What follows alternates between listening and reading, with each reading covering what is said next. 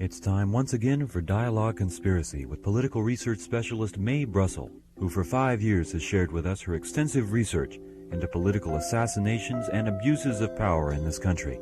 Her program relates the news of the week to emerging evidence about the conspiracy which allegedly maintains by force its control over the legislative, executive, and judicial processes in America. And now, Mae Brussell. Afternoon. This is Mae Brussell in Carmel, California, and this Dialogue Conspiracy number 259, and it's March the 7th, 1977, and I have here at KLRB as my guest Paul Krassner, and we'll explain for those of you who do not know Paul Krassner who he is. How do I explain you, Paul Krassner, those that don't know you by name? How would you define yourself? I'm just an urchin. You're an urchin. No, you're a publisher. You are the courageous publisher of the first three articles that I ever published. How, for the new listener, do you describe yourself? Well, I'm half journalist and half satirist. I'm sort of an investigative satirist. I remember when you came in the house, and I'd been subscribing to the Realist for about 10 years, and you moved out to California, and we met, and you saw the article I was writing, how Richard Nixon came to power, and you bought it right away and gave me $200, and I think I pinned that check up on my bulletin board or on my dress, and so after 8 or 9 years research, that was the first article I was selling. And didn't you say that you did this for Lenny Bruce? This was the first money he ever received? No, that was no, there was an article that I did on Lenny, and for which I got $1,000, so I just gave him $500, and this was in Christmas of 64 or 65, and nobody ever had given anybody who did an article about anybody part of the money. But he was really broke, and he pinned it to his dungaree jacket. And then later I found out there was a seance that was held. And his mother brought his dungaree jacket to the seance, and the safety pin was still in the pocket there. Oh, really? That he had pinned the money to it with. What was your relationship to Lenny Bruce? Well, we were close friends. As a comedian, as a fellow comedian, he saw me perform once at the Steve Allen Theater, and he wanted to manage me. But I just didn't want to do nightclubs, so I was just doing colleges and stuff. And then for Playboy, I edited Lenny's autobiography, How to Talk Dirty and Influence People. And, we just hung around, learned a lot from each other, and including paranoia. How long has the Realist been in print now? How many years? It started in 1958, and then the last issue I published was your Patty Hearst issue in 1974. So it's been about 3 years I haven't published it. I'm going to start again, hopefully, in a few months. I lost my second-class mailing privileges in the meantime, so I'm just going to start a new magazine and call it the New Improved Realist. New Improved Realist. He's on it like a detergent box. How would you describe it for the listeners in terms of what was published up to that time? It was a breakthrough in journalism. It was a first, and just today at the bookstore, we picked up a magazine that Paul's name is mentioned in there, in a book review, a new book that's out. And Tom Wolfe's book mentions me. Tom Wolfe's new book mentions Paul Krassner, and he's very much in the news and in magazine articles now in studying the 50s, 60s, early 70s. How would you describe the Realist when it first came to press? Well, first of all, it came out of a tradition. It's considered the first contemporary underground or alternative publication. But before that, there was a paper called The Independent, for which I worked, and before that, there was a publication called In Fact. And when I did research when I first started, it went back into the 1890s with a publication in Waco, Texas, called The Iconoclast. So it followed in a certain tradition of independent journalism. I just recognized no taboos. I wanted to be able, as Lenny Bruce wanted to talk in nightclubs the way he talked in his living room, I wanted to write in the Realist the way I talked in my living room, and which included four-letter words. And at that time, they weren't as free as they were now. I mean, you could really get in trouble there. And I had to have a note from my lawyer every time I used a four-letter word. But I just didn't want to insult the readers, and have asterisks, because there was a whole generation of readers who used to get sexually aroused by seeing asterisks. So there was no hope. Well, when you published my story on Why Was Martha Mitchell Kidnapped, there was this fantastic cartoon, which I have here, called Rose America's Baby, with the Statue of Liberty being raped by the news media and the Pope and Cronkite and Lee Harvey Oswald and Sirhan, and you've got FBI and Bufford and all the products the TV sells identical to network. And I had to tear out the centerfold cartoon to many people I mailed the article to, because even though it was published as late as 1972, it offended so many people. They said, well, how can you put that out?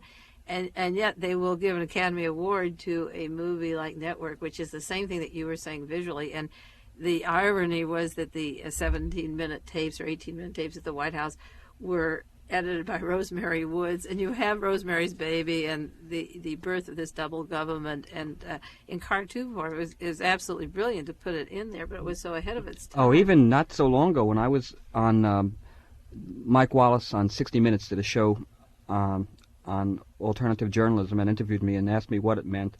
So I said, well, in this cartoon, because if you remember Rosemary's Baby, the movie, had some Scrabble letters which were being shuffled around, and they spelled out, and they were an anagram for the name of a warlock that was in the movie. So this cartoon strip was a parallel to that, about political witchcraft, really. And so Spiro Agnew was then talking about, really putting down the media. So in this, the cartoon, the dying Bobby Kennedy warns that the vice president's name is an anagram. So we showed the Scrabble letters of Spiro Agnew, and then mixed around, it came out to grow a penis. And so I said to Mike Wallace, the difference between underground journalism and overground is that you won't be able to have me on the program saying that. And sure enough, it was cut out.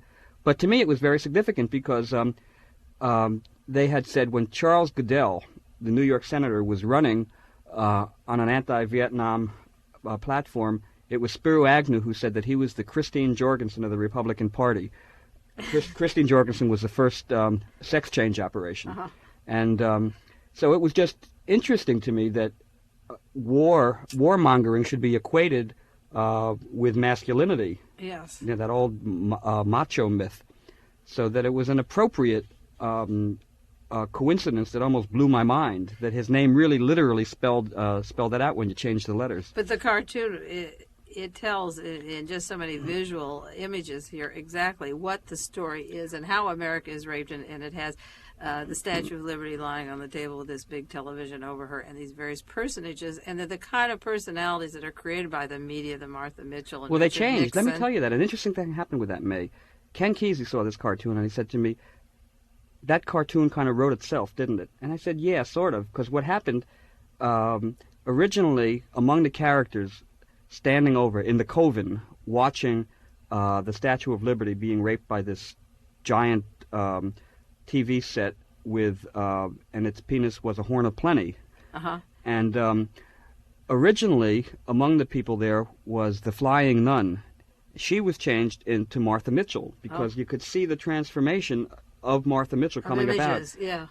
Originally, and also Chet Huntley was there, and Chet Huntley dropped out of the Huntley-Brinkley newscast, and he was replaced in this cartoon by Spiro Agnew. So the cartoon evolved. It was really an interesting evolution of a cartoon form. So, and besides publishing, Paul does a marvelous act of entertaining. I saw him at the Elgin Theater in New York, a Lenny Bruce type of thing, which I really enjoyed. It was amazing as a form of entertainment. I mean, we really need today somebody out there. I remember the years of Mort Sahl. He's become very big now with Vegas, and he's very isolated, remote from the people, even though he tells good stories. And I remember the days where he carried his newspapers under his arm and read the news, and that was a nightclub act. It's sort of like my bringing a hunk of papers here into KLRB, which we did today, even though we talked about certain things we wanted to talk about in advance. And just going through today's headlines is a story. It's a tragedy and a comedy, and it takes precedence over any other thing. Uh-huh. But one of the differences was between, say, Mort Sahl and myself, because we all started working around that same time, the early 50s, was I'd been a participant. As one of the original founders of the Yippies, I was there as an organizer. I was there speaking at demonstrations, going to Chicago, going to anti-war demonstrations, civil rights demonstrations, marching. Streets. Yeah, I was out in the streets. So I brought onto the stage the comedic perspective that I understood, translating from the seriousness of what I learned on the streets. The the thing that I got most notorious for, I mean, the Realist published, I never labeled whether something was satire or serious journalism, because I felt that the newspapers don't say when they're giving you propaganda or journalism, so it would be good to train the readers to be suspicious of the New York Times and the Los Angeles Times as they would be of the Realist. So I would run the first serious article by Eric Norden on the murder of Malcolm X, tying the CIA and the New York Police Department collaboration behind that. I also ran, in 1967, an article called The Parts Left Out of the Kennedy Book. And you outraged the researchers. I based it on a lot of information I had been given from reporters that never could get into print about Kennedy, and then I had one scene in it, which I won't tell yet because I want to read this letter, this FBI letter. Because this shows that even satire is not safe in a police state.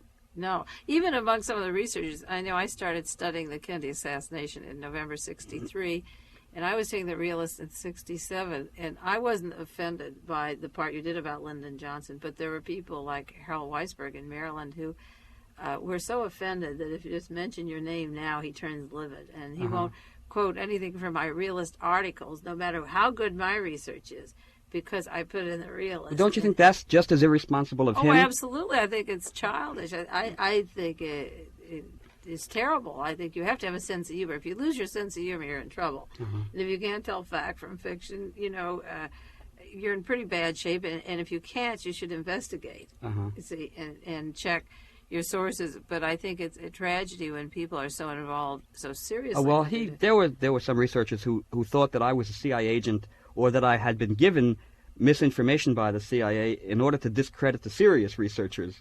Probably. Paul brought some information here about how he was discredited. I think that one of the important things, Mort Sahl was blackballed, and you were certainly economically cut off from a lot of things. Well, there was a lot of stuff happening which you begin to wonder whether it's paranoia or real. So that I had been supporting the Realist. It never took any advertising, so I supported it I was a film critic for Cavalier magazine. And after I testified in the Chicago trial, 3 wholesalers told the publisher they would no longer distribute it if my name was in it. So they fired me. Well, that's not paranoia. But I went to the wholesalers to find out. They said they were harassed by FBI. But I had no evidence. They didn't want to testify. They were scared for their job, so I could never prove it. So people kept saying I was paranoid. I finally sent for my FBI and my CIA files, and I got them. And they don't know what they're doing. They're like, the FBI tries to be artistic critics, and they say, Krassner talked about the war, purporting to be funny. Purporting? Yeah. Funny war. So then I got some letters from the Senate Select Committee investigating intelligence activities, and it included some FBI correspondence that was not in my FBI files. And the committee told you that they had it, but the FBI hadn't told you. So I wrote to the FBI asking for copies of those letters and asking why it was not included in my FBI file. So here's my letter back from Clarence Kelly, Director, January 28, 1977. Dear Mr. Krassner, in response to your letter of January 10, 1977, enclosed are copies of memoranda requested by you. In reply to your inquiry, please note that the subject of the memoranda is Cointelpro New Left and was not indexed under your name. Oh, what a bummer. In other words, if I wrote something about the era, it would be under Vietnam or John Kennedy. Well, who knows? Who knows what their game is? It could just be inefficiency or. And what is your Freedom of Information Act? What did they do to you, the FBI, during these years? You have your. Well, they tried. They kept. It showed that they wanted to get charges against me for Chicago, but they said they couldn't get even what they considered evidence because I had such a low profile. Yeah, right. But here's what the memoranda they sent me. This was a memorandum from the New York office of the FBI to the director's office in Washington, and the code name next it says. First, they tell why they're doing this. They wanted to get permission to send a letter to Life magazine. Life magazine had done a story on me in October '68 that was very favorable and got some response. So that meant that I was becoming reasonable. Acceptable, if not reasonable. That unreasonableness was becoming acceptable. Okay. So it said to memorandum to Director FBI from SAC New York. I forget what SAC stands for. Special section. Oh, yeah. not Strategic Air Command? No. Subject Cointelpro New Left. The October 4th, 1968 issue of Life magazine contained a 3-page feature on Paul Krassner, editor of Realist and self-styled hippie. I guess that means I didn't go to hippie school. And yeah, right. I let my hair grew. My hair grew by itself. It spontaneous didn't, blue right. jeans. They weren't washed 100 times before they were right. sold. Exactly. Okay. You didn't get them at the natural dirt. Okay. Okay. It says Krassner's carried on the RI of the NYO. Now, the Senate Select Committee told me that meant that I was on a list to be rounded up. Oh. By John Mitchell and G. Gordon right, Liddy? That's their code. Okay. Then it said, Bureau authority is requested to send the following letter to the editors of Life on an anonymous basis. It is noted that the Life article was favorable to Krassner. All right, then this is the letter. It said, Sirs, your recent issue, October 4th, which devoted 3 pages to the aggrandizement of underground editor Paul Krassner, was too much. You must be hard up for material. Am I asking the impossible by requesting that Krassner and his ilk be left in the sewers where they belong? That a national magazine of your fine reputation, till now that is, would waste time and effort on the cuckoo editor of an unimportant, smutty little rag is incomprehensible to me. Gentlemen, you must be aware that Realist is nothing more than blatant obscenity. Your features editor would do well to read a few back issues of the Realist. Try the article in 1963, actually it was in 1967, following the assassination of President Kennedy, which describes disgusting necrophilism on the part of LBJ, as opposed to pleasing necrophilism. To classify Krassner as some sort of social rebel is far too cute. He's a nut, a raving, unconfined nut. As for any possible intellectual rewards to be gleaned from the Realist, much better prose may be found on lavatory walls. If this article is a portent of things to come in life, count me out, gentlemen, count me out. And it was signed Howard Rasmussen, to rhyme with Rasputin, I guess. Brooklyn College School of General Studies. They must have read the Realist a few times to come. Isn't that amazing? Oh, of course they read it. Mort Sahl said the FBI probably supported it just with their readership. The social rebel who's too cute. Okay, now, so they sent this to Washington, and here's Washington's answer. Did Life magazine ever print this letter about you? Anonymous? No, the reason they didn't print it is pretty weird, because I sent them a letter with my own name under it saying, cancel my subscription to Life. How dare you print an article praising that commie, anarchist, pinko, hippie rebel. Yeah. And so I did as a satire. I satirized this FBI letter, which I hadn't seen. But did Life print the FBI No, they letter? printed my letter because it was funnier. Oh, and they didn't print Life? No, but I'm still suing them. I'm suing them for conspiracy to libel and harass, because that's libel per se. Yes. And also, it was, even if it wasn't published, it was seen by the people who approved it.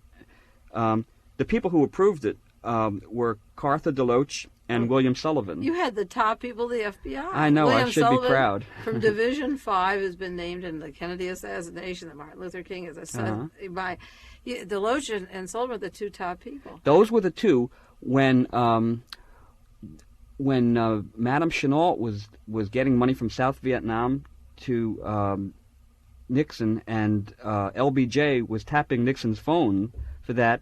Those were the 2, Cartha DeLoach and William Sullivan, that the Nixon administration tried to get to find information about LBJ's wiretapping. Oh my goodness! Right under J. Edgar Hoover, you have the very top people that worrying about the Realist. How do you describe the Realist to listeners? I think one point is how important it was that these people are writing anonymous letters about you, the 2 top dogs under Hoover, the FBI, at a time in the 67, the anti-war movement, that they take the effort and try to stop the freedom of the press, to discourage them from covering anything about you. See, I don't mind. I wouldn't mind if that were a spontaneous letter, or even if the guy did it on his own time. But the taxpayers paid He for could this have done one. it on his own time, as a matter of fact. But for whatever reason, because that was his job. See, I want to know what else. But they got an order to write an anonymous letter? I want to know what. Yeah, I'll read that to you now. So the taxpayers are really funding these. The taxpayer, yeah, their that's salary part to of it. sit down and order the Realist and read. Right, and it's not the function of the FBI to be literary critics. No, it's supposed to fight not even fight crime for what's or on the something. lavatory walls, really. Exactly. Yeah. The rationale for doing it is included in their note. Yeah.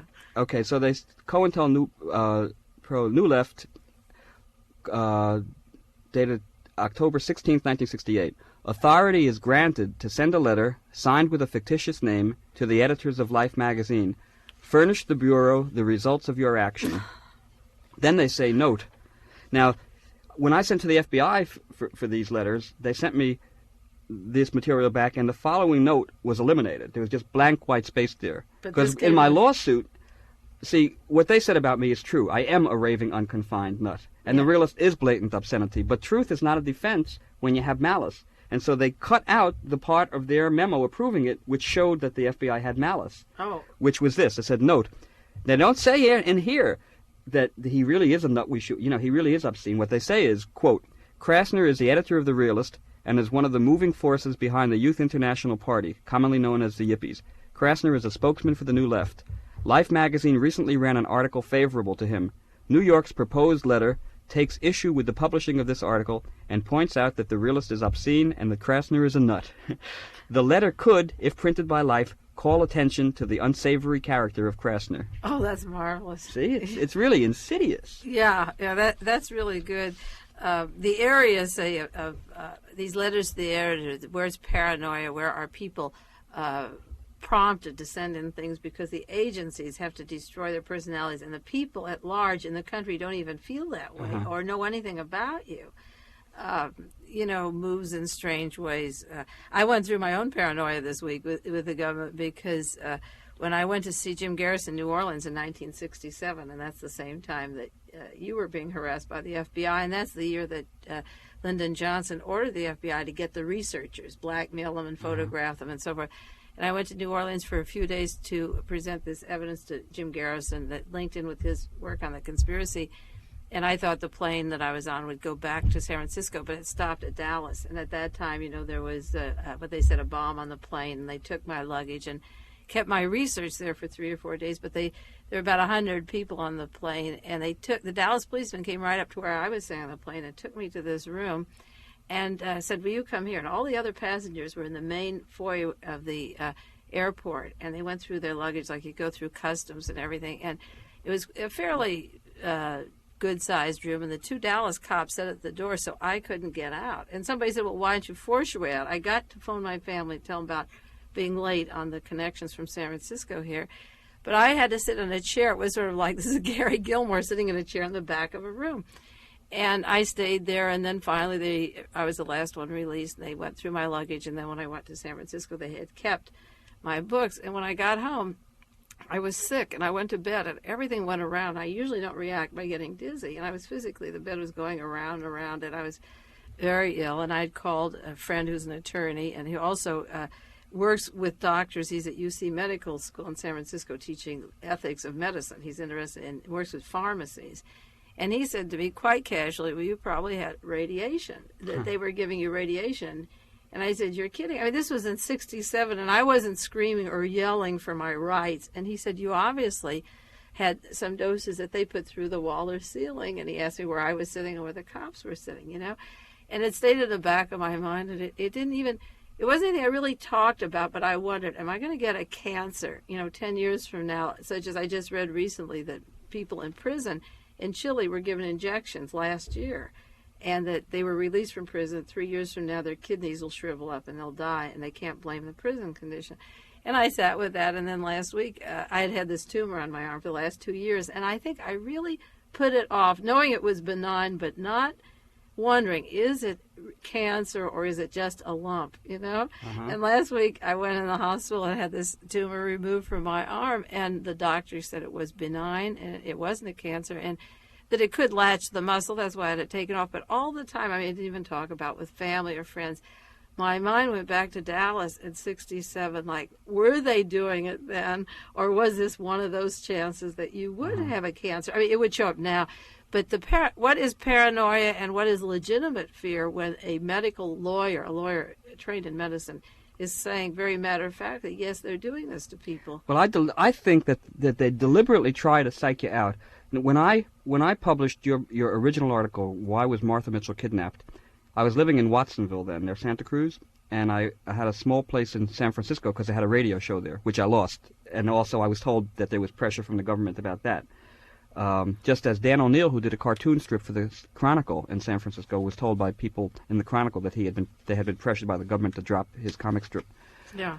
So the people who babysat my house in Watsonville said that there was a helicopter constantly flying over it that weekend that I was gone, and then the same thing happened in San Francisco, the house where I was staying. There was a helicopter over it all the time. And there were people on your beach a lot too, right? Yeah, there was they said they were looking for a rapist, and but they looked like a Mission Impossible squad. Yeah. You know, so it's you keep thinking, well, maybe they really are looking for a rapist. But there are no rapes in the area, no police reports or anything. Well, it was just strange. It finally caused me to freak out because but luckily I didn't go to some CIA hospital or anything. I just stayed with friends until I got my perspective back. But it was a scary time because you know that they were capable of doing that. Well, when I look back in 1972, and it's just been 5 years since Paul and I met. It's been 5 years since that story that came out June of 72, but we met around February, March of 72. And when we had that press conference in Los Angeles in August 72, why was Martha Mitchell kidnapped? And I look back, and I was rereading the article this morning, coming in with Paul and thinking maybe we'd bring up some of the things that we published together 5 years ago. And when you realize how heavy that article was, I mean, they could have done one or two things, either done us both in or just ignored us, and took another line of attack of following Watergate with the nearest cover story and not letting these things come out, because there's so much that we had in that press conference. They're even talking about why was Martha Mitchell kidnapped and she's dead. Well, see, because that's right. You say, what about her book? She never got a chance to write her book. What about her injection that we wrote about in the article? And we sat there like you'd been in the journalism business for so many years by then, and you had many press conferences, and you'd been on the stage and radio. But here we sat with the Associated Press, United Press, and it was my first article, my first press conference, and we're saying Richard Nixon was involved in Watergate, and John Mitchell was hired Liddy for the Liddy plan, and Charles. They weren't ready for you. They weren't ready any more than any say some kind of biological theoretical physicist or something would have some new theory. They just were not ready for it. They just sat so there. You can't even blame them for it. No, but I wonder now, as an establishment news media sat there, and Leroy Aarons from the Washington Post, and it was 9 months before Woodward and Bernstein or James McCord were making ripples, and they were sitting here and all the plans were laid out for them. I wonder what they thought of the two of us explaining the whole Watergate thing to them. I mean, the odd couple, Mae Brussell, the housewife, and the mother of all these kids, sitting home in Carmel without any budget of investigative work and laying the whole thing out, and you, the publisher, just saying the whole thing. Right? Somebody said to me, this was a guy who gave a copy to Representative Ron Dellums, and he said Dellums turned pale. But he said to me, he says, "You've been publishing all these years funny stuff just to be able to get to this, haven't you?" I said, "No, it just worked out that way." But what happened was I was scared enough that I took hundreds and hundreds of copies, brought them to every reporter I ever knew. Well, I remember. There was a conference in Washington, D.C. I brought hundreds of copies there with me. I handed them out. I remember to Congress and before the congressional... I gave one to Daniel Schorr at the time, and he was looking through it. And he said, "That's interesting." He said, "But what is this about?" Because this was, people still were saying that Watergate was a caper at that time. That's right. Yeah, third-rate burglary, right? Yeah. As opposed to second-rate second-rate Cubans burglary. that went off, ran. So Daniel Schorr said he happened to come upon this point where you were talking about Teddy Kennedy and Chappaquiddick possibly being part of a conspiracy to discredit him. You don't have to kill a candidate, a potential candidate, physically kill him in order to ruin his political career. So he said, "Well, that's a little bit far-fetched." And I said, "Look, if I told you the stuff that's happening today, 5 years ago, you would have said that's far-fetched." He said, "Yes, that's true." He said, "But this Teddy Kennedy stuff taints the rest of the issue." I know. And a few years later, Daniel Schorr found himself to be victimized by the very same system. That's right. And the funny thing was that when I talked about Ted Kennedy being knocked out as a candidate for president, at the time of the Senate Watergate hearings, Tony Laswitz said that he was up at Chappaquiddick the night of the accident. And Herbert Kalmbach testified that he gave Tony Laswitz $100,000 in June, and the accident took place a month later. And just last week, I was reading an article in Counterspy that Denise, the chief of police up at Chappaquiddick, is a Portuguese who has a shortwave radio station at Chappaquiddick that reaches across the ocean and that he is actually training mercenaries for the CIA to invade Portugal for the extreme right wing. And part of the invasion troop is in Spain, and part is up at Chappaquiddick. And, so that and again... Do you think he was already doing that, or that happened after as his reward for keeping quiet? Well, I don't know, but when I wrote about the article, Martha Mitchell kidnapping, I wrote about Robert Bennett and Mullen Associates, which was a CIA front where the planning of Watergate took place. Bennett worked in the Department of Transportation with Mr. DeMott, one of the police agents who was up at Chappaquiddick, and he knew him up there, and E. Howard Hunt had contacts and was working always on Chappaquiddick stories to defame Ted Kennedy. And so I don't believe that Denise just suddenly turned a police agent. It's interesting that Mr. Woods, the father of one of the defendants in the Chowchilla case, owns hundreds of acres at Martha's Vineyard. And for all we know, many of those people could have been in the intelligence community, for a long time, and they certainly knew the police chief and the investigators, because there was cold turkey in investigating it, and the girls and everybody were airlifted off the island and never questioned. There was no questioning about whether Ted Kennedy even drove the car. There was no evidence he even drove the car. Mm-hmm. Well, I just want to say one thing in relation to this. When I first published it, and I knew that cartoon, that 4-page cartoon called Rosemerica's Baby, could be considered kind of raunchy, I asked Mae how she felt about it, because I had never asked a writer ever about how they felt about their material appearing with other raunchy material in the same issue. But I felt particularly responsible about this, and I felt also schizophrenic, because I was putting myself in a position of maybe if Mae didn't approve of it, I would have to consider leaving it out, and it would have been a real editorial conflict for me. But what Mae said was really important, because I guess it applies even now to somebody like Larry Flint in Hustler magazine. Mae said, well, include the cartoon in the same issue with the conspiracy stuff, because they both stem from the same freedom. Yeah. And I was at the printer when she said to me that, and it was just an incredible relief. Yeah, sure. And we were vindicated later when Conrad came out with a cartoon of the baby buddy in Washington, and the two eyes were the reals, and they said Rosemary's Baby. Uh-huh. Remember? It took a whole historic turn back there. No, I don't believe, if you're printing my article, that I have any say over the other things that you're printing. I know, but I'm saying it was it just felt so important at the time that I was willing to sacrifice my own principle. Yeah. I felt skitsy about it, but I considered it. Anyway, for the rest of the time, why don't we just talk about stuff that's happening currently, especially as to destroy the myth that Watergate is over.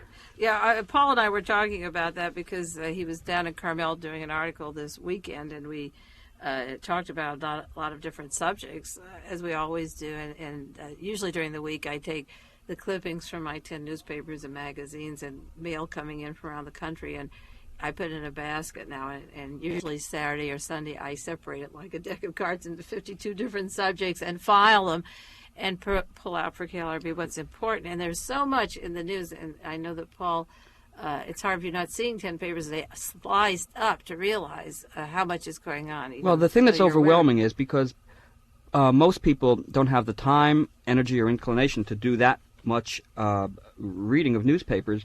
And so they're limited by what their own paper presents to them. But when you see the broad perspective that Mae had, you could see, well, this is happening in Philadelphia, this is happening in Texas. You can see a pattern which makes it much more frightening than because you realize that they depend on your isolation to keep you in ignorance. That's right. Well, I think this article about the interview with Castro is important today, because it's important, say, as the publisher of the Realist, because getting down to the facts of life and not bullying people around or teasing them with things that are not true. I think the honesty of Fidel Castro with Bradley it was important in terms of human rights, and these are the things we're working for. And calling up the hypocrisy of Jimmy Carter and talking about human rights in opening up, and we can talk about some of these things. Take turns on some of these different issues, because Mr. Bradley went down to see Fidel Castro and had an article in the Washington Post, which is in the paper today, and Castro said, well, I'll take the first one. He says, don't talk to Fidel Castro about about human rights. He's telling Jimmy Carter, he says he has nothing to learn from the United States, and he says they relentlessly try to assassinate Cuba's leader for 21 years, and this is no longer speculative, And we can go down about what he says about these other human rights. What does Cuba have to learn about human rights? He says, what about the war in Vietnam? It cost hundreds of thousands of lives. Now, this is a man who could increase... Or even the thing that was on 60 Minutes last night about the Wilmington 10. Yeah. As well as the Iranian students, where we... locking up our own people. I don't suppose that the Iranian intelligence could be here in the numbers that they are doing what they do without the permission and maybe even guidance of American intelligence, right? Well, the same way the anti-Castro Cubans can't be doing what they're doing without the permission and training of the CIA. Uh-huh. And Jimmy Carter talks about human rights and sends a letter to Russia. And I think the courage that Castro has is that even though he needs trade with us and he's terribly isolated, he's not afraid to say the truth. Uh-huh. Even if he loses the disfavor, he's not... It's sort of like the stuff that you've published. Even if you go for broke over a long stretch of years, you're still not afraid to say what is coming out. It wasn't even courage. You just do it because it's natural to communicate without compromise if you're fortunate enough to be in that position. So now you'll have 60 Minutes, a network program, beginning to talk about stuff. You'll have McCall's magazine with one of the editors doing an article on the assassination of Kennedy and saying with surprise, why, this is bigger than Watergate. It's like they've just stumbled upon it. But they've been brainwashed. It's hard to blame people for having been brainwashed. Yeah, well, Fidel Castro says that the United States has supported every totalitarian regime in Latin America, Brazil, Chile, Argentina, Paraguay, Uruguay, Mobutu, and Diem, in Southeast Asia, and Park in South Korea. I was saying this on KLRB last week. He talks about our troops in the Philippines. I did the same thing in my Berkeley Barb column. I did it... I acted as if I was agreeing with Carter and saying, yes, he's right, we should have human rights in Cuba. Fidel Castro should agree never again to ask the CIA to have the mafia kill him.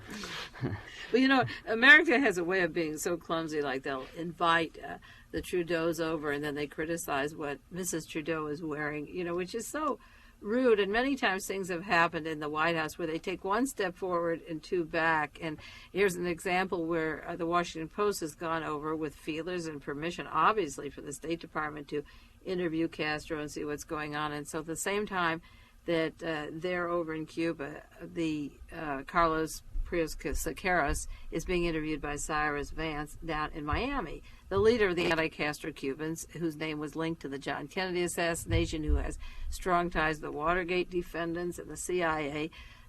He's former president of Cuba. And Fidel Castro says that Prios and others were infamous. And he made a remark that, why don't you try and look at us through our eyes? Batista was cruel and just as cruel as anything that Castro did. And he's saying, look at it from where we're at. But it isn't enough to make an overture. They have to counteract it by the head of the State Department meeting with Sequeiros in Miami. Well, I think there was a phrase I used before about politics being the art of balancing between the status quo and the force of evolution. And so they know, just as they knew that ultimately we would have to establish relations with China, they know that the same thing is happening in Cuba, so that baseball is going to do the trick instead of ping pong. Yeah, but why doesn't the interview of Sequeiros with Cirus Vance get put away for 4 or 5 weeks to let Castro explain how he feels? And later, we know Vance meets with these people all the time. Why do they have to do it the same day? The same day that... probably as competition. You see, I put out a theory which in the car coming over here, which I can share with the listeners. But I feel this way, that the assassination of John Kennedy was blamed upon Lee Harvey Oswald, first as a loner, and then maybe contacts with the Cubans, or frustration because Marina wouldn't sleep with him the weekend before the assassination. And I know, every time I get rejected, I want to go out and kill somebody. And the Sirhan story, the Israeli-Palestine situation was as a veiled motive for Sirhan without going into the fact of whether he even killed Robert Kennedy or not. But I feel very strongly that Jimmy Carter is in a position in the White House always vulnerable to assassinations, and that deals could be made with any one of the anti-Castro Cubans who've been trained for violence, and that the overture for rapprochement for Cuba would be the signal to kill Jimmy Carter by the anti-Castro Cuban community, and they can say, oh, they acted out of emotion. I think Jimmy Carter is walking as thin a line as But John Jimmy Kennedy Carter was did. smart. He got somebody to the left of him for vice president. Yeah, so that but he wouldn't win another election 4 years from now. Maybe I doubt if Mondale on his own would win. See, and I feel that he's probably too liberal to run for president. He could be appointed. But I feel that the overtures to the anti-Castro community by someone like Cirus Vance is inviting an assassination of Jimmy Carter by a Cuban, and that we have to take into consideration that he's completely surrounded by the people who were disloyal to John Kennedy that worked for John Kennedy. So that if you have a rerun of the John Kennedy assassination with the Robert Kennedy assassination, you have Jimmy Carter always vulnerable to the kind of deals that they're capable of making and cover it. I think he's in a dangerous position. He has to recognize Cuba eventually, or he will want to, but they can still work with the anti-Castro Cuban community that are CIA. Do you think that that's why one of the reasons why Ted Sorenson was not approved as head of the CIA, because he was so involved with the Bay of Pigs and with possibly even the death of Che Guevara? No, I think Ted Sorensen was a smokescreen. I believe that this Mr. Turner, Admiral Turner, was selected a long time ago for the CIA, and that they knew that Sorensen would be knocked out. As a matter of fact, I read an article that, there's a lot of snakes in the grass, and I read an article that Kenny O'Donnell, who used to work with Sorensen, was the one who called up the CIA and the State Department and leaked things about Sorensen so that he wasn't appointed. So that Sorensen could be a thing like an Eagleton case, because immediately after the appointment was made of Admiral Turner from West Point, his classmate, to take the job of the CIA, then the Hussein story was broken by the Washington Post, which caused Turner immediately to say we should criminally prosecute anybody who has leaks. And I don't think that Sorensen would have taken that position. I think that the leaks, the Hussein story, has been sitting in Washington for several years. See, and I think it was synchronized to make Jimmy Carter look like a liberal, like I would have appointed him, but they didn't. Because nobody else on his cabinet is anything but a fascist. Why would you have somebody who even looks like they're... Before Henry Kissinger became part of Nixon's administration, he was hoping that Cirus Vance would be the Secretary of State. For Nixon. Yeah, for Nixon. That's right. I mean, if you get everyone who's farther right than Rockefeller on Jimmy Carter's cabinet, then Sorensen was an obvious misfit. I never thought he was a liberal, but the liberals don't know the difference. I mean, they'd put in Ramsey Clark and think he's a liberal. Or, I have a lot of opinions about people like Katzenbach, who was the Assistant Attorney General under Lyndon Johnson. Nicholas Katzenbach, he's the lawyer for IBM now, one of their big lawyers. And I feel that the Sorensen thing was to give Jimmy Carter the appearance like he has no, except for Edward Young, no real blacks or Chicanos or people. He said he'd have all new faces in Washington. And actually, the only new face is an admiral from Navy intelligence. And yet all the conspiracy work, assassination work I've done, all the clues to importation of the Nazis, all the secrecy, whether it was Nixon or Gerald Ford or Patrick Gray, are from Annapolis. All Navy intelligence, all these people from Navy intelligence that really run the show with Admiral Moore and bugging Richard Nixon in the White House. So I think that this person that was selected a long time ago. If Carter came in, I don't see that. But as far as the news going on since Watergate, there's hundreds of articles. One that caught your attention that I had here was this one on the Chowchilla thing. What I had forgotten was that the Chowchilla school bus kidnapping took place on the same day that Jimmy Carter was nominated, so that it almost made, and that was the biggest story of 1976, even bigger than the Patty Hearst kidnapping. Was it? And according to the surveys of the newspapers themselves, and so the fact now that it could be it's really an interesting hypocrisy, because on one hand, there's supposed to be children under 10 are considered not competent to testify. So they may throw out the trial. But children of 13 are considered okay to bribe. In what was that other case where they bribed a 13-year-old? In Dallas, Texas, recently, they were dealing in marijuana. The kids had $100,000 or something. There's a large amount of money. The big thing is like in the Watergate, where people weren't prosecuted and they were paid off and everything was hushed up. They got a slap on the wrist. the fact that the indictments could be imperiled for Chowchilla is so dangerous. It's outrageous that they dropped this case against him, and yet they're toying with the idea, and they're toying with the idea of discrediting the bus driver, which is what they did. So, but what that means is that it's an excuse to change the rules for coddling, for supposedly coddling criminals.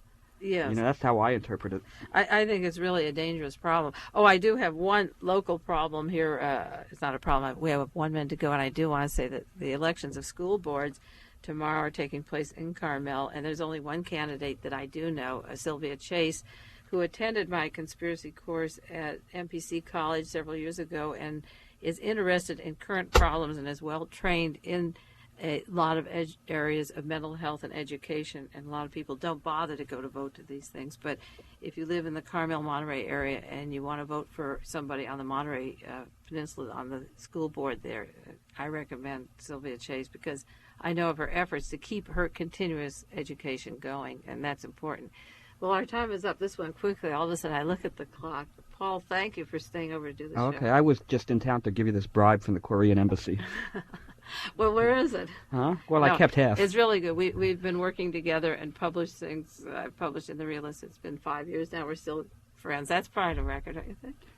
Right, but that's only because we have something on each other. Oh, no, we don't. Really. Mutual Blackmail Society. No, we don't. Thanks for coming, Carmel, and staying over and doing the show. And we'll do it again soon, okay? Okay. Okay, this is Mae Brussell in Carmel, California. We'll see you next Monday on Dialogue Conspiracy. This has been Dialogue Conspiracy with political research specialist Mae Brussell, who for many years has been researching the facts behind political assassinations and conspiracies in this country. Dialogue Conspiracy originates with KLRB FM in Carmel, California.